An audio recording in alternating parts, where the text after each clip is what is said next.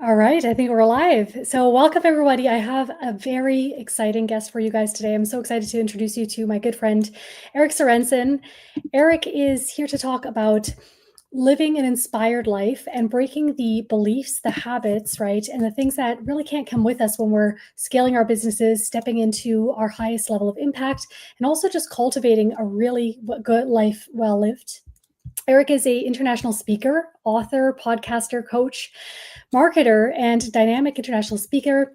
With a career spanning over 2 decades, Erik has established himself as an expert in the advertising industry, having worked with several Fortune 500 and 1,000 clients. His companies to date have generated nearly $100 million in revenue. But Erik's impact expands far beyond the corporate world. He's a firm believer in empowering individuals to unlock their true potential, and his speaking, training, and coaching platform is a testament to his life. With a passion for helping others, Erik inspires and motivates individuals to rise above their limitations and achieve greatness. He's also a prolific author, having co-authored 2 best-selling books, and his latest book, Commit First, which we'll be diving into, has been featured in Forbes, Inc. magazine, Financial Times, and has spoken on TED stages. In addition, his company has made magazine's 5,000 best companies in the US for the last 3 years in a row. When Erik is not busy conquering the business world, he prioritizes his family and personal pursuits. He's a proud father of 10, husband and serial entrepreneur, marathon runner, Ironman triathlete, and instrument-rated pilot. Hello, Erik. So excited to have you on board today. So good to see you, Melissa. Good to be here. Great. So you've built nearly $100 million in revenue while raising 10 kids. I would love to know how you define success now and what it took for you to stop chasing the wrong version of it. Wow, that's an interesting question. Success meant something totally different in my 20s than it did in my 40s, for example. And I think success now is really redefined by a couple of things. Number one, like what impact do you make in the world and what impact do you make in your family? And sometimes there's an imbalance between those two, right? Because there's times where I'm making such an impact in my business and in the business world with the clients and the people that I serve, and maybe not so much in the home, and sometimes vice versa. So there's always this constant push-pull scenario where you're trying to make sure that you can create an extraordinary business and still have an extraordinary life. So for me, that's how I define success. In the beginning, though, I think I defined it more as how much revenue am I producing? Am I growing? Am I building wealth? It was much more internal. It was much more about me. And Yeah.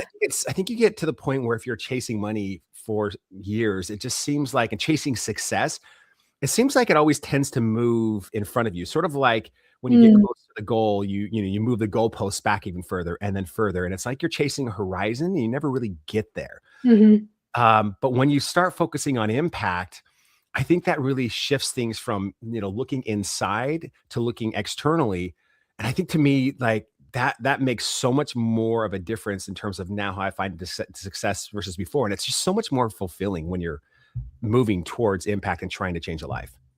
That makes a lot of sense. And I love that personal tweak on it because you're right. A lot of people, they spend their entire time life chasing, right? The paycheck, the raise, and almost waiting to start living when they reach this thing that seems to always be out in the future.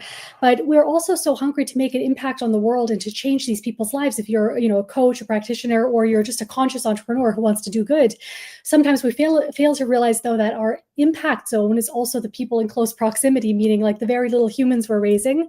And I love that you approach both. I've also noticed that in my personal career, the times where I was so laser focused on the income, the money, and the sort of my version of success were the times where I needed it the most. And the more that we start to actually align with those higher levels, right, of income and success and impact, the more we don't necessarily need as much to feel fulfilled. And then we give ourselves more choice to go play and adventure and have downtime or do the things that really make life meaningful. No, I think you're absolutely right. And, I think if you chase money, you probably will make money. You just chase success, you'll For sure. probably reach some level of success. But I found that when you chase impact and Mm, like the mark you can leave in this world before you die, yeah. you'll get both. You'll get both impact and income. And so I found that like that to me is like much more of a more fulfilling success formula because money it comes and goes, but impact can last forever. Like let's say you created a product that made somebody's life better. Yeah. Guess what? It likely is going to make their life better forever versus you give somebody a few dollars or you make a few dollars, which Yeah. likely are going to be gone by the end of the day or maybe by the end of the week. And then all of a sudden it's like replaceable, and impact is it's just lasting. It's just fulfilling, and it never goes away.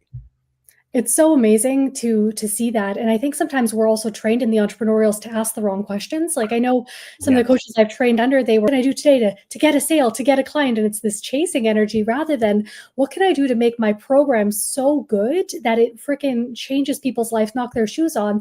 And then, of course, by nature, the money arrives just because there's such a good thing that you are like 10 out of 10 confident on, and it's a different approach of value add versus trying to get something. And I think people also feel that too when they're considering someone to work with.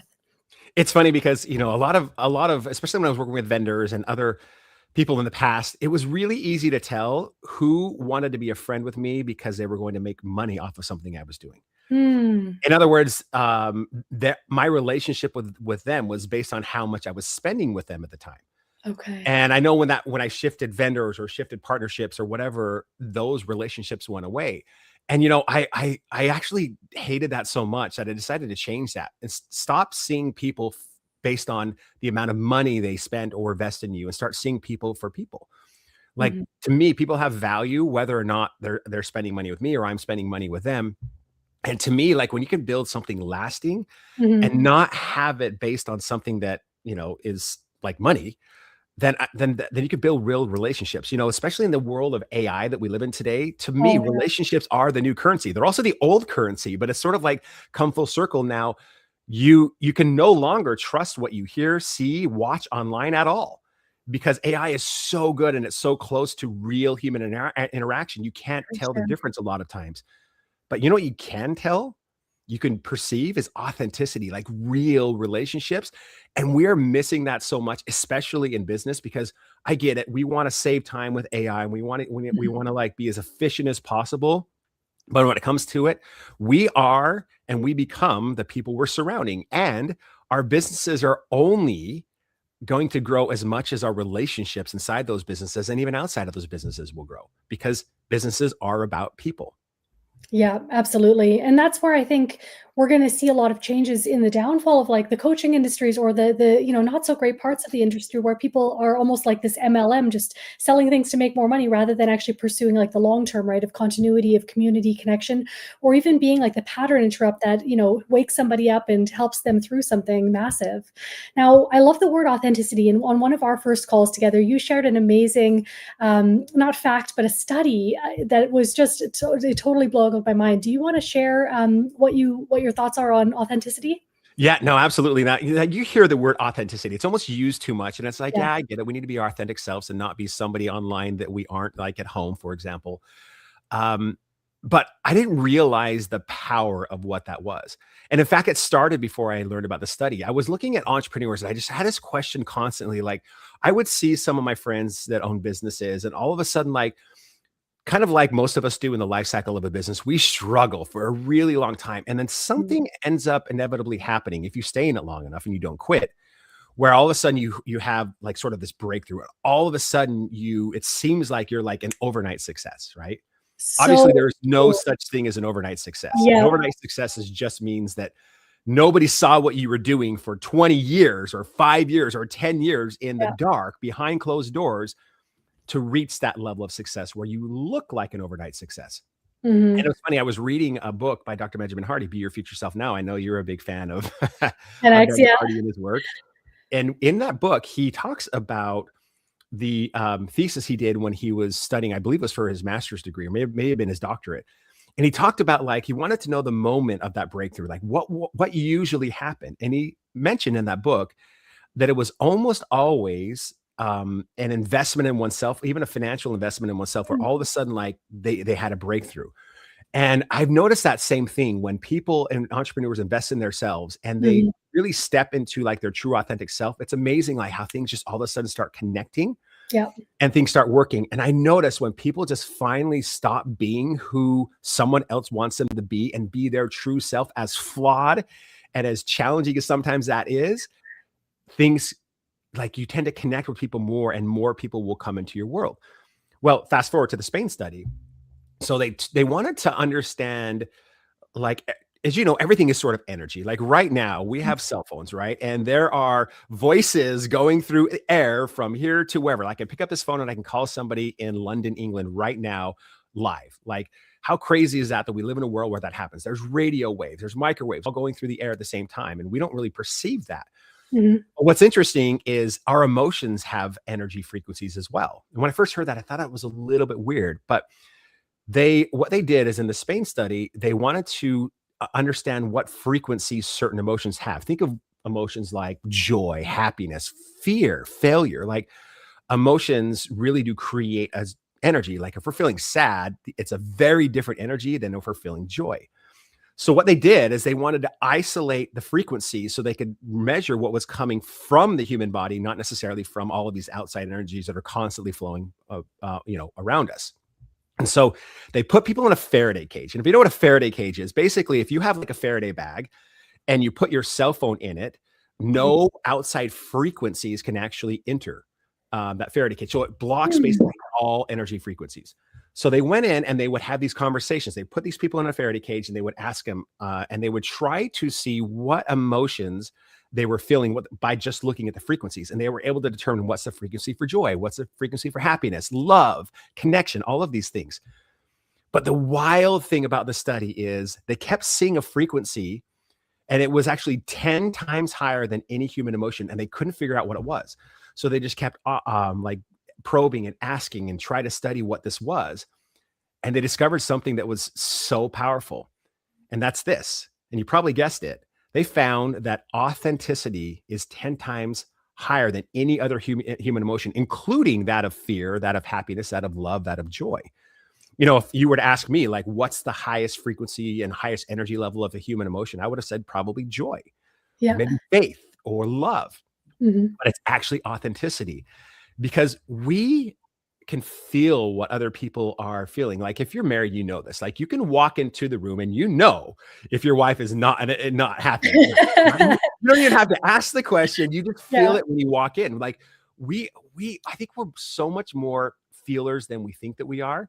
And when Mhm. you realize, like, when you're even on a camera right here and you're being your true authentic self, people can feel that. And people will trust authenticity because it's real in a world that there's a lot of fake. It makes so much sense, and it's funny because in the spiritual communities too, we have this belief like love is the highest frequency, and we're like, "Eh, no, I don't know." But, specifically, like, on an energetic or intuitive, like, on a clairvoyant level, right? If I'm tapping into authenticity, it basically means all of me is welcome here. The quirks, the genius, the weirdness, maybe the shadowy parts that I don't love so much and would rather hide, they're all welcome, right? So I can imagine that by us actually allowing us to playful out, be 100% the way that we are without filtering or trying to divorce like these parts of us, then it would by nature create so much more, energy currency because you're not blocking anything. Like it's all just allowed, right? Yes, And absolutely. I know that we had something interesting happen. So my fiance and I, long story short, we used to have like a marketing agency that we co-owned, and we were doing this brand photo shoot last year. And we were like thinking about it. He has a tattoo here. I've got a tattoo here. And we're like, okay, we're going to track business owners. I know that I'm a very morally ethical person, but with a tattoo, how does that look in terms of branding? And at first we were considering like wearing turtlenecks or trying to cover it up. And then I was like, wait a second, I don't want to do business with anyone that's got a problem with me having a tattoo. Like if I'm going to attract someone that's not going to do business because we have a tattoo, like that's not who I want to work with. So this was this unveiling of no, like let's give ourselves full permission to be exactly as we are because this is ultimately who we are.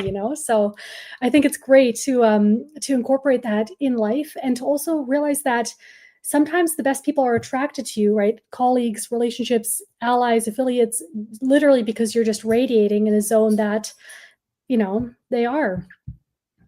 Amazing. So, what is something that you used to think is impossible for you that now feels completely normal? Wow. Yeah, you taught me something just a few weeks ago that I hadn't really thought about, and that was making your level of success not just like something that's impossible, but something that's just completely normal. Oh, normalizing it. Like normalizing the level of success that you have. And I've thought about that a lot since you said that, because one of the things that I like, one of my missions in life, and I'm pretty clear about what those are, Mm, but it is helping people get to a point where they're living a life they once thought impossible, but it's now possible. In fact, it's actually happening. Um, and for me, like the impossible life was to be able to run a successful business Mhm. that doesn't run me. To build a business that I own that doesn't own me, because I would say, Mm. gosh, 85, 90% of my career in the last 20, 25 years has been businesses that own me. In other words, I'm slave to them. If I go away for a day or two, it falls apart. Like I'm hustling, struggling, challenged. Like I was the hustle guy. When I got into business, I actually was really good at figuring out how not to run a business. In fact, I look back, I was terrible at business and I'm still not that great at it. The challenge was, I guess the blessing was there were two things that did help me. I was hungry and Mhm. I was hustling. And hustling, like the ability to hustle is a great blessing in the beginning of a business. It's a Yeah. massive curse 3, 4, 5 years down the road. Yeah. Because if you stay in that mode, all of a sudden you're capping your own potential. You're capping your business's potential. Why? Yeah. Because you're trading time for money. If you want to be poor, trade time for money. You know, Mhm. if you realize that like wealthy people, they value time over money. Mhm. People that don't have a lot of money, they value money over time. See the difference? And so anytime you're trading time for money, you're always limited by the amount of hours in a day. Until I discovered this beautiful, incredible gift, which is the gift of leverage. Time multiplied by time equals more time.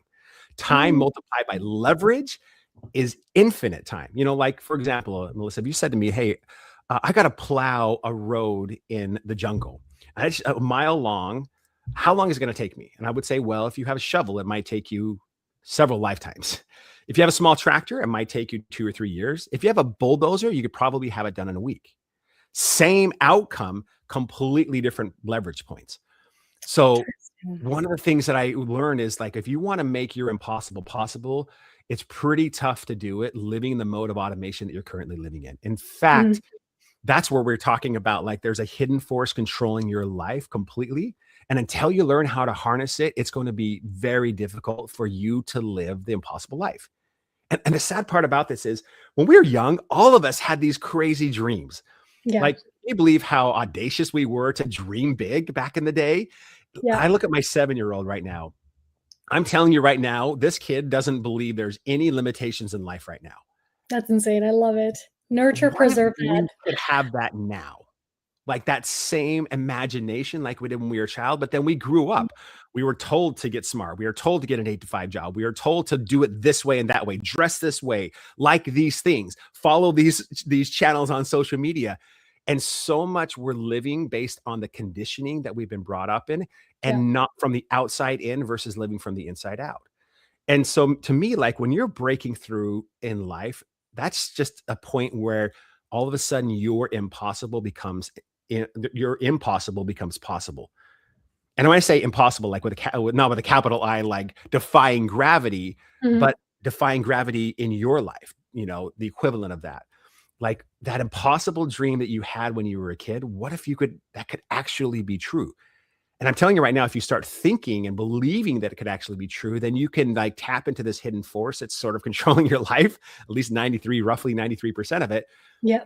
And it's amazing. One quick story. I hear quite often when I'm working with my clients and the business owners that we help build them say, like, I'm living a life I didn't think was possible 3 years ago. That's Like, that's amazing. like the greatest thing Yeah. that I could ever hear because that just fuels my fire to change more lives. And in a sense, I'm living that right now, versus before it was just hustle nonstop. And I thought that was the way. And I realized when I discovered a few things in my life that I can actually run a business that doesn't run me. And I can actually, um, as my business grows and expands, my freedom can actually grow and expand, not the other way around.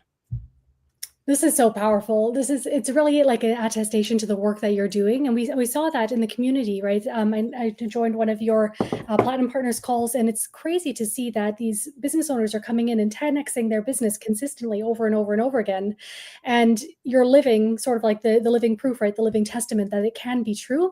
But we do have to allow ourselves to kind of unlearn some of the things we've bought and sold as truth, right? Some of the things we've grown up around, some of the things that we've been taught that are just tied to outdated industries, right? Or Yeah. time moments in humanity. Like we're not built for the Industrial Revolution anymore. We're in this information economy, yet we're still sending kids to school for these long days that were tied back to, say, factory workers, right?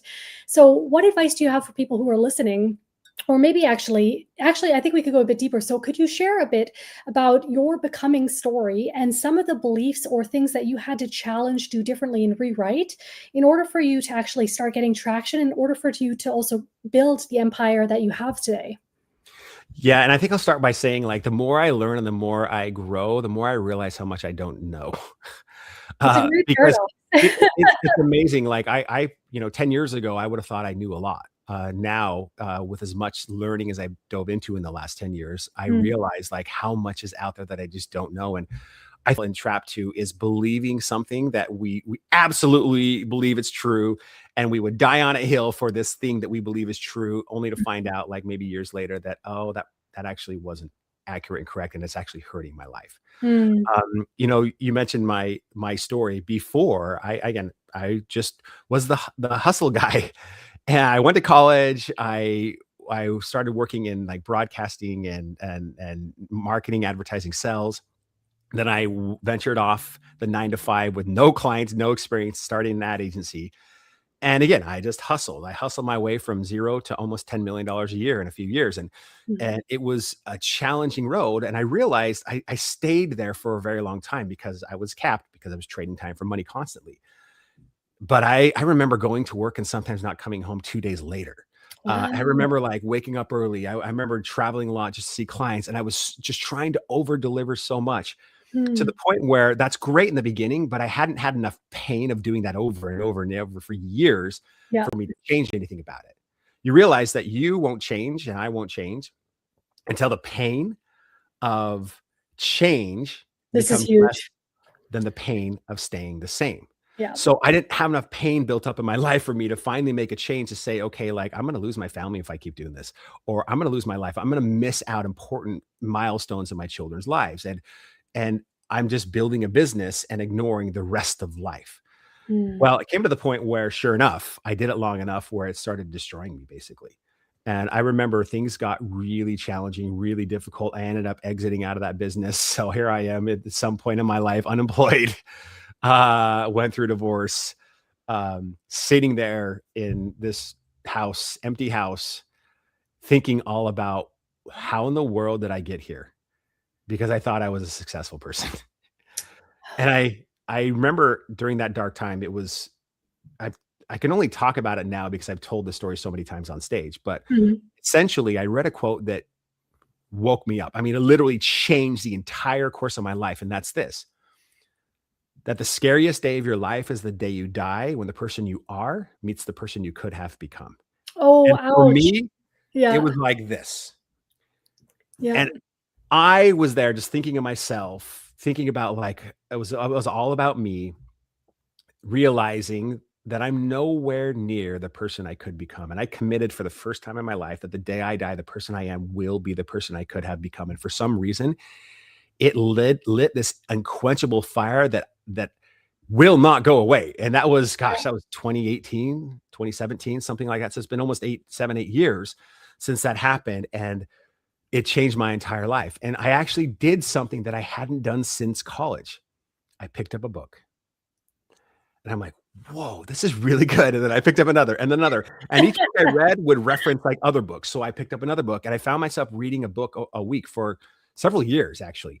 And I went a little crazy because, I didn't really have much going on. And so I went to almost, 7 Tony Robbins events in 1 year. I went to Wow. UPW. I went to Date with Destiny. I went with I mean, you name it. It was incredible, and I experience, and I learned all these things. And I started hiring coaches and investing in myself for the first time. And that's when I finally learned how, like, what life is about. I started, for some reason, I would became obsessed with neuroscience Mm, and, like, what makes people change. I wasn't trying to change anyone else, mind you. I was not trying to create what I've created today. I was trying to solve my pain. I was yeah. grasping at straws, trying to get rid of the pain and the challenge and the frustration and really the depression that I was going through, and trying to fix myself.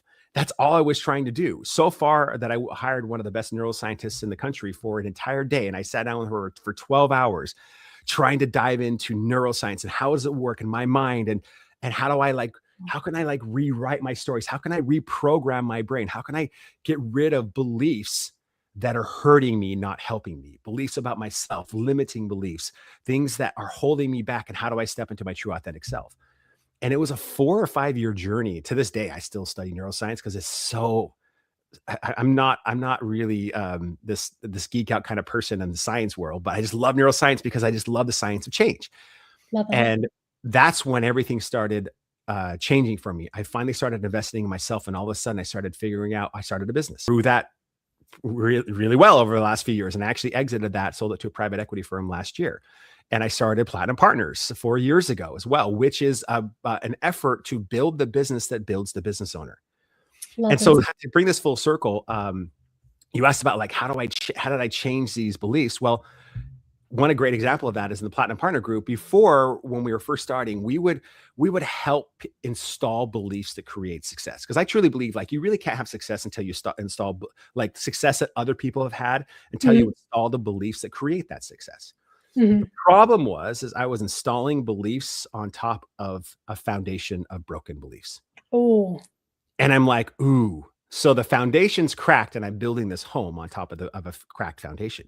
yeah. What I realize is when we go in and we break beliefs, in other words, when you break something by nature, it has to be replaced with something, right?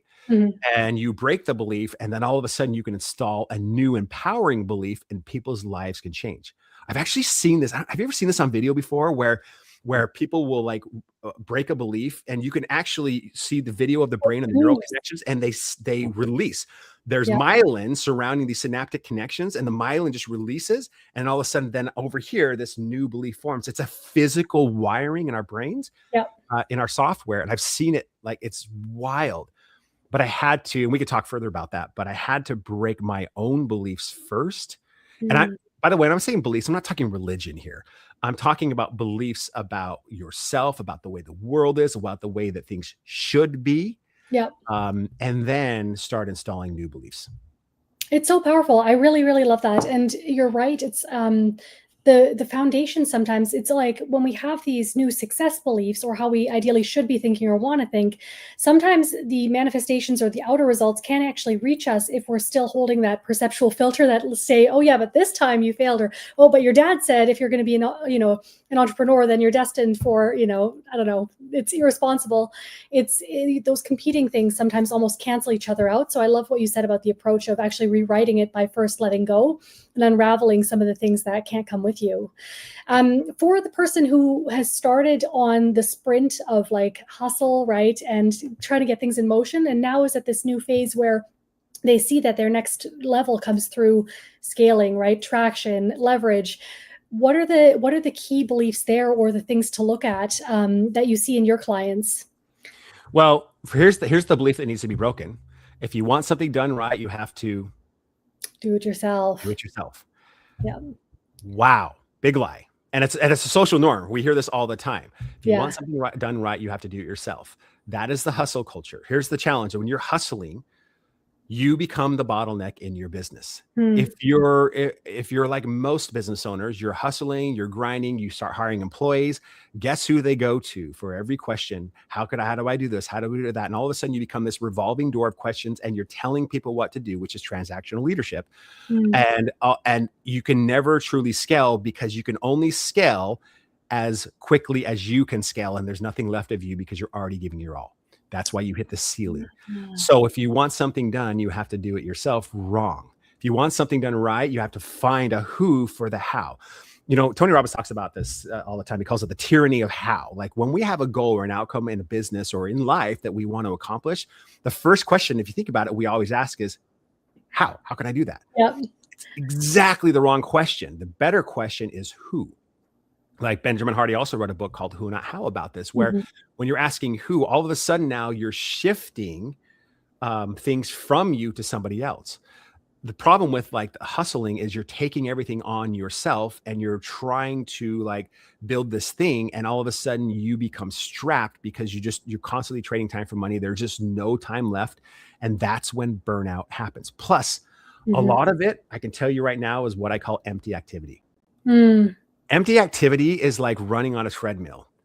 The problem is empty activity is a great liar because you feel this false sense of movement. It's like when you're running in a treadmill, you feel like you're getting exercise, right? You're getting exercise. Your heart's moving. This is great. This is awesome. And then you step off only to find that you haven't actually moved an inch. You're still in the Yes. same place, but it felt like you had because you're doing the same exact motion as if you were running outside, but actually getting somewhere.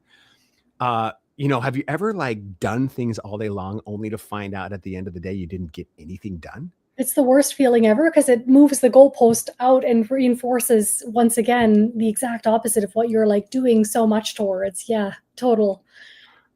So we use a framework to help like create a filter. A lot of people talk about goals, and by the way, goals, the traditional way is traditionally a terrible way to get something accomplished. I don't mean that it's better to have a goal than to not have a goal because you can't hit a target you can't see. Yeah. But what I am saying is that the traditional way of setting goals doesn't really work very well. In fact, if you look at studies as high as like 8% of people that actually set goals accomplish goals. Like, for example, if I told you that, hey, you can invest in this new project and there's an 8% chance you're going to be successful, how much money would you give me? Zero. Right. I'm going to potentially lose 92% of my money. Right. That's what happens with goals. And the reason why is because when we're like setting goals, your conscious mind is the goal setter. I want to hit this target. I want to grow this business to 10 or $20 million a year. Mm-hmm. I'm going to set this goal. And your subconscious mind is the goal getter. Okay. Here's the thing, like this hidden force that's controlling your life is something that a lot of times you're just not aware of. So it's kind of like my conscious mind says, let's go, let's hit the gas. Yep. And your subconscious mind says, brakes. Next Monday. The Yeah. gas and the brakes. It's even worse than next Monday. It is, you've never hit $10 million a year in your life. And you said this last year and the year before and the year before, and you still have never hit $10 million. And there's no way you're going to hit this year. So your conscious mind saying, I'm going to crush it. I'm going to hustle. I'm going to hit 10 million. And your subconscious mind says, no, guess which one wins 100% of the time? Subconscious, always. The engine. Yep.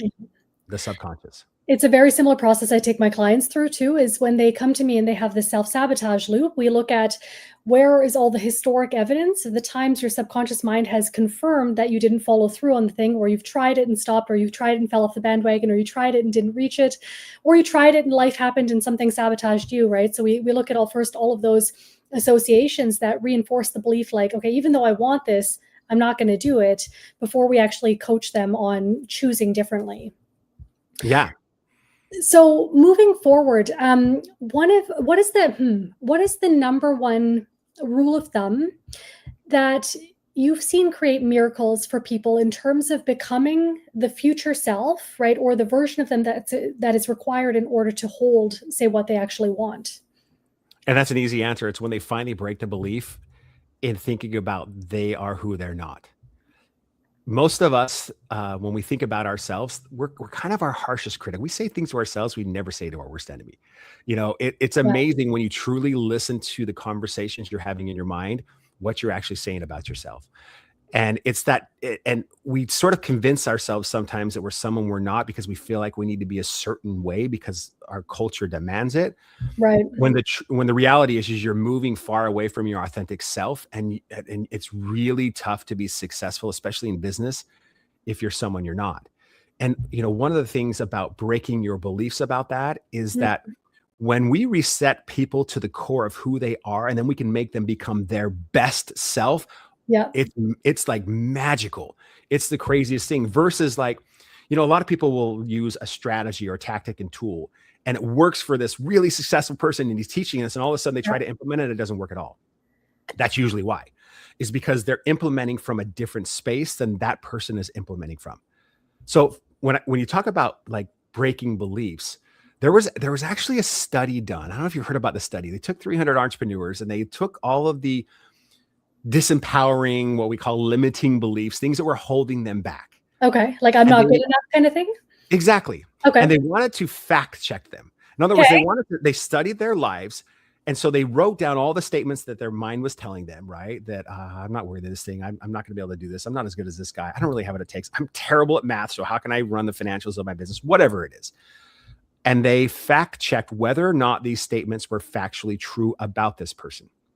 It's a really cool study because it's the only study I've ever seen that had an absolute result, meaning they found that when they studied their lies versus what the self-talk limiting beliefs were, or I Oh, should say limiting beliefs reinforced by self-talks, they found out that 100% of the time, their limiting beliefs were factually false about them. They weren't true at all. In other words, the stories that we tell ourselves, generally speaking, are lies.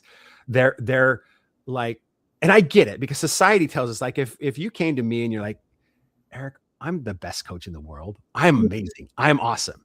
Like, what would society do? Well, she's cocky. She's arrogant. I don't want to work too with her. much. Yeah. What happens when a 5-year-old does that? I'm awesome, Dad. Yeah, you are. You're freaking awesome. Right. Right. And all of a sudden, though, we knock ourselves down to a level lower than we actually are. I believe False in, humility. Yeah. yeah. And so one of the things that we have to do is break those beliefs. And by the way, there's so many of them. I'm going to tell you some, just from general societal beliefs. And by the way, different cultures have different ones as well. I've been to 28 countries now in my life, and I've seen different cultures and different beliefs. And we think another country's weird, and they think we're weird. And it's just because it's different programming. Money doesn't grow on trees. Total lie. Ask a farmer. Literally gets printed. It literally gets printed on trees. A Yeah. farmer can sell a tree. You can sell a tree for money. You can sell the fruit for money. So literally money grows on trees. Here's another one. The grass is greener on the other side. Totally not true.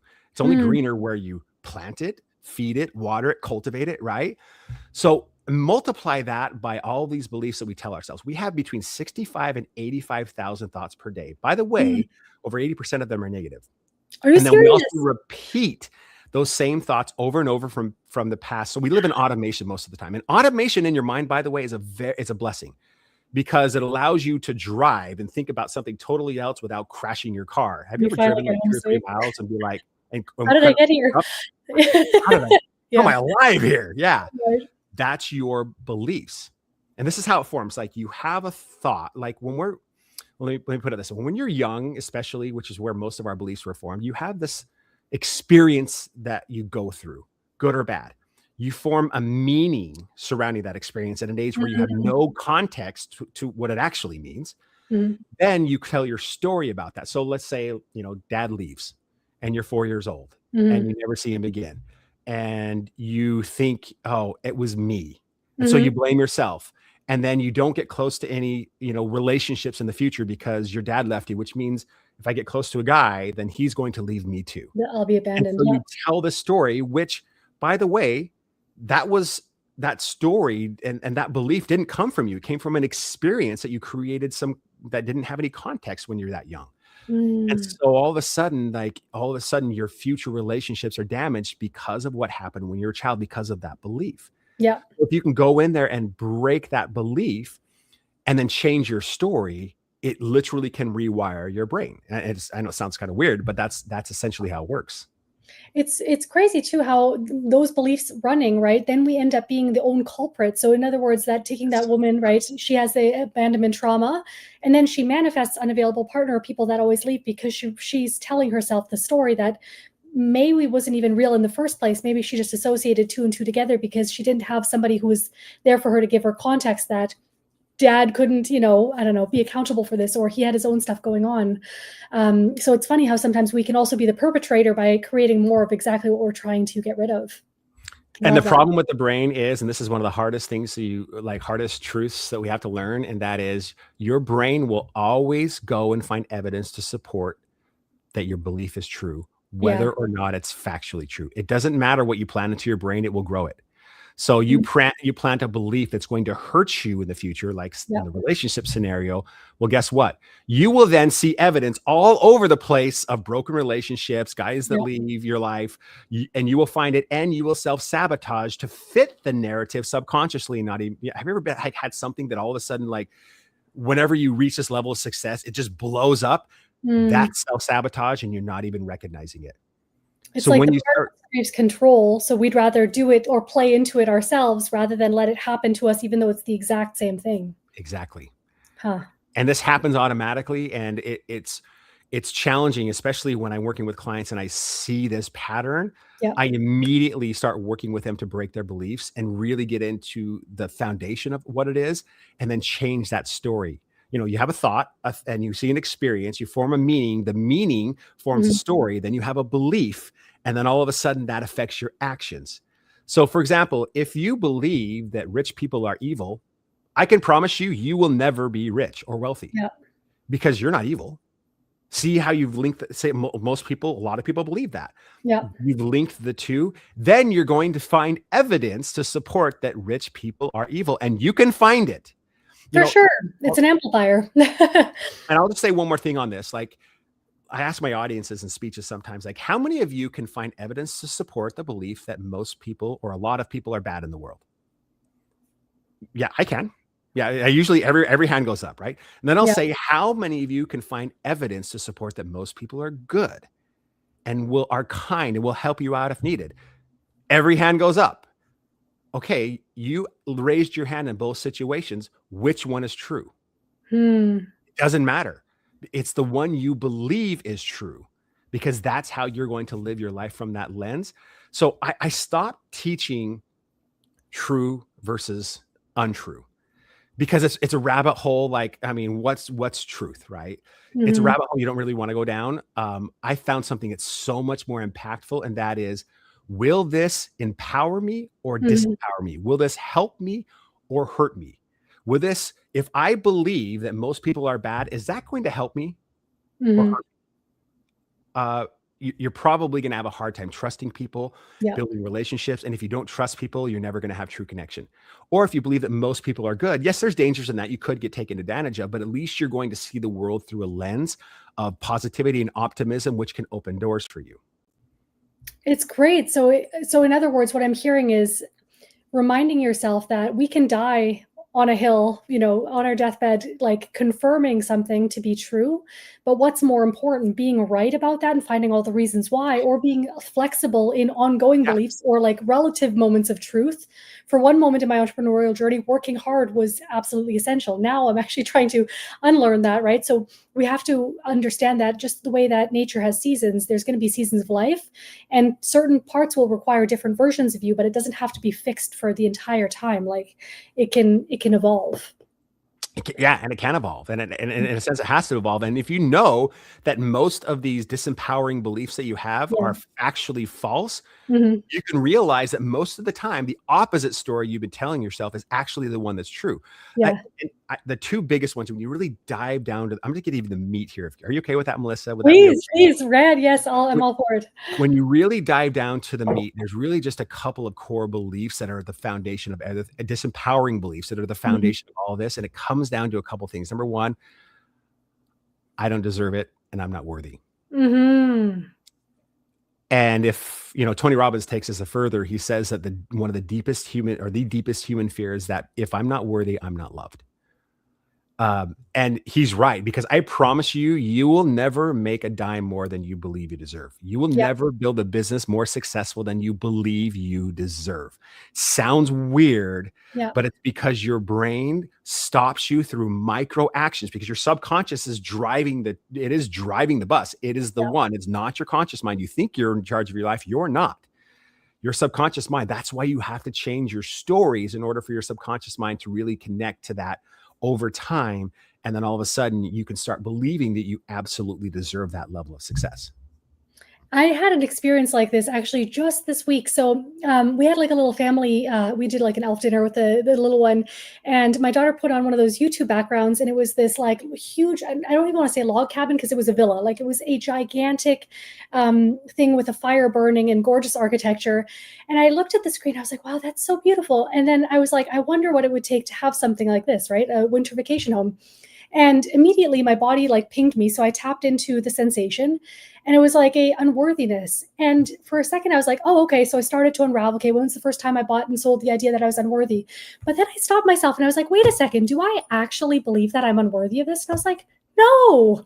So it was almost like this ingrained thing of something that I assumed was true just because I picked it up somewhere, but it didn't even like if I consciously think about it, of course I do think I'm worthy of that, right? And I hope everyone does. But the brain can also do funny things in terms of creating sort of false memories, right? Or false perceptions based on the filters. Now, I don't have the same good names as the studies as you do, and I'll have to maybe figure it out and fact check what it was. But they did a study around, there was a university lecture hall, right? And somebody came in with like a real, like a mask and really like angry energy, and he pointed and tried to hold down the students in the lecture hall unexpectedly. It was a psychological study. And then fake police came in to take interviews. Okay, what did you see? What were they wearing? What kind of gun was it? And people were reporting like, oh, it was a Glock, it was an AK-47, or whatever the guns are called. And afterwards, they replayed the footage to the classroom. It was actually a banana. But they, in their mind, had conceptualized through the emotional charge, which again reinforces our subconscious belief. It's always a belief combined with an emotion that makes it stick or makes it meaningful, that their brain had actually fabricated stuff just to match what they thought was true because it was so, emotional. So a lot of those times in our life when we're looking back, it may not have actually been the truth. It may have been something that fit the picture that we've just put in as a puzzle piece that we end up being bound by, which is insane to think. Have you ever seen the studies on crime scenes? That's similar No. to this, right? Is that there's a reason why the police detectives immediately, like if somebody's in the hospital hurt from this, they'll go and interview them, because the percentage of memory, like shifting what actually happened, goes down significantly after a week. And I think Wow. it's like a year later, we remember accurately, it's less than 50%. I know that. I Yeah. remember like I spent a couple of years in South America when I was 20, 21. And I went back in 2018. What was Mhm. that? Gosh, 15, 16 years later. And I remembered these cities when I got there, totally different than I remembered. I Oh, mean, parts weird. of them were accurate, but I remember this beautiful waterfall that I visited, and I actually went there with my wife and my son at the time was 2 years old. I took him as well. This was in Chile in South America. And I went to this beautiful waterfall, and I remember I'd been there twice before, totally different than I remembered it. When you think about that, if you're holding a grudge for something that happened with somebody, Yes. maybe you're not talking to your mom because of some conversation from 5 years ago, or a sister or a friend, or Mhm. you've held resentment for a long time, Mhm. chances are your brain is simply remembering a version of the story to fit the narrative to keep you safe from Mm. getting hurt like that again. Chances are most of what you're thinking is actually not true. And one of the things I think is really important is if we change our story, like think about it. In the case of a mom or a relationship, is the story you're telling yourself going to hurt you or help you? Like if you had that person back in your life, Yeah. and you had a really good relationship, could it enhance your life? Could it make you a better person? And especially if Mhm. you truly love deep down inside this person. And you know what's funny? Unfortunately, most of us find out way too late after somebody that we haven't talked to for a long time Mm. dies, Yeah. and then we grieve over it.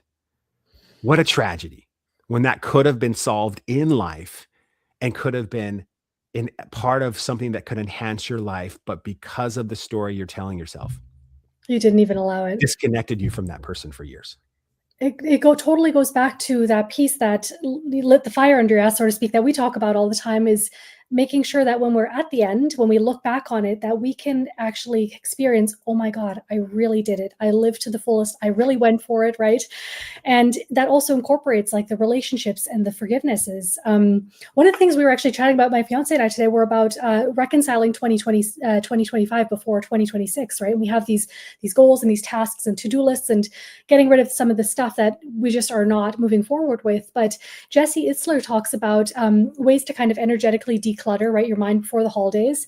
And one of the things that I love to do in my life and business is actually energetically reconcile and forgive Ooh, any of the mistakes I wow. made this year, right? Any of the business mishaps, and then take a look at, okay, what worked well? What can I recreate? What did I love? What would I like? What did I try? And okay, it's good that I did it, but I like don't want to ever do that again. And really just make peace with it. So it doesn't have to come as baggage, but I can actually just extract the wisdom, which is usually where the power is, rather than seeing it as something that quote unquote happened to me. Yeah, oh, I love that. I might have to steal that one from you. That's good. Please, please. So we talked about a lot here, and you are a wealth of information and resources. I just love the heart-driven approach. If you had a moment to share, I guess, your number one message, right? And of course, we'll explore ways that people can connect with you and go deeper. But if you had a billboard, right, to the world and on this talk, what is the number one thing you want, humanity to know that would create the biggest ripple effect for them? Well, I think one of the saddest places on earth is the graveyard, not necessarily because people die, that's sad enough alone, but because I think that's where unrealized potential Hmm. never gets reborn. Um, I think regret especially when you're later in life, is going to be one of the biggest challenges in life, and just thinking about a life that you could have had, like, to me, I know, like, the biggest thing that scares me the most is that I'll die not having accomplished and realized the life I was meant to live.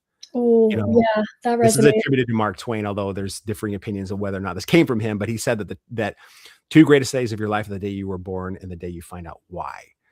And I truly believe, like, one of my callings is to wake up men and women to their potential and help them rise to it.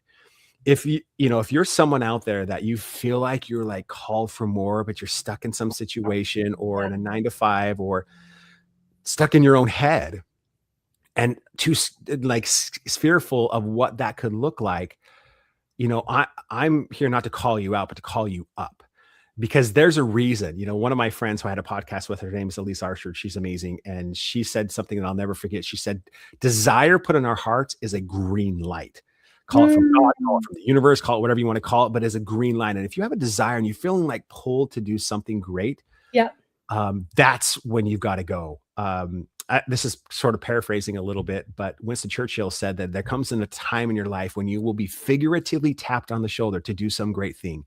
And what a tragedy it would be if at that time you found yourself unqualified or unprepared.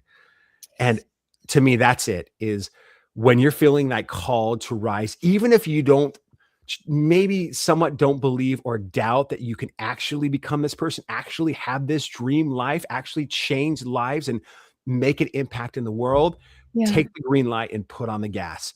It's not going to be easy. It's going to be difficult, but I promise you, like, you'll be looking back 5 or 6 years from now and saying, I'm living an impossible life.